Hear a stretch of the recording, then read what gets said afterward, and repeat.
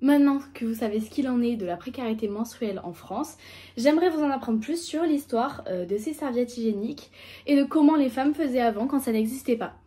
Eh bien oui, car les protections hygiéniques à usage unique n'existent que depuis très peu de temps et c'est le moyen le plus utilisé par les femmes aujourd'hui. Mais tout ça remonte à très loin et à l'Antiquité où les femmes utilisaient des sortes de tampons créés par leurs soins. Pour l'Antiquité, on a retrouvé des papyrus ramollis ou encore des bâtonnets enrobés de lin en guise de protection qui datent de 1550 avant Jésus-Christ. Les Romaines, elles, utilisaient plutôt du coton, un matériau un peu moins douloureux. Les Grecs utilisaient des morceaux de bois entourés de ficelles. Elles faisaient ce qu'elles pouvaient avec ce qu'elles avaient. Mais à partir du Moyen-Âge, et ce pour des raisons religieuses, les femmes n'ont plus le droit de s'introduire quoi que ce soit dans leur vagin, à part dans le but de procréer.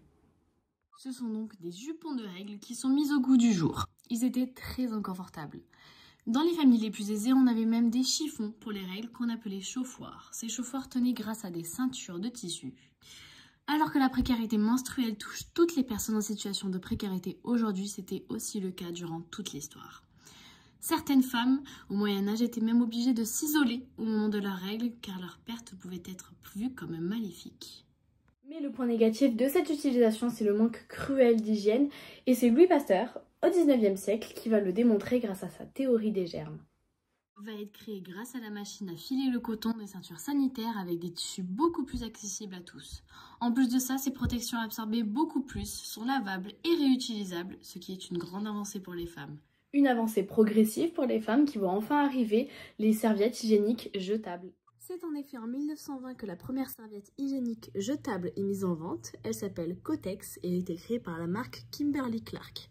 Ce produit a été présenté comme une révolution pour les utilisatrices par la communication de la marque, qui répétait que l'hygiène de vie des femmes pendant leurs règles était désastreuse avant ce produit. Et maintenant, nous pouvons nous demander qu'en est-il du tampon au XXe siècle. En 1934 arrive le tampon de chez Tampax, le plus connu jusqu'à nos jours. On parlait même de serviettes hygiéniques internes ou de serviettes hygiéniques invisibles. Malgré une ouverture d'esprit grandissante par les marques sur ce sujet, elles ont mis du temps à montrer la réalité des choses à la télévision. C'est qu'en 1972 aux États-Unis et en 1970 en France que les premières publicités pour les protections hygiéniques apparaissent. Et pourtant, ces publicités pour montrer le sang utilisaient des liquides bleus pour raison ne pas choquer le téléspectateur. C'est qu'en 2018 qu'on voit les premières publicités avec du sang rouge, avec la publicité de chez Nala. Ça illustre bien le tabou qui est toujours présent autour de ce sujet et qui est pourtant primordial.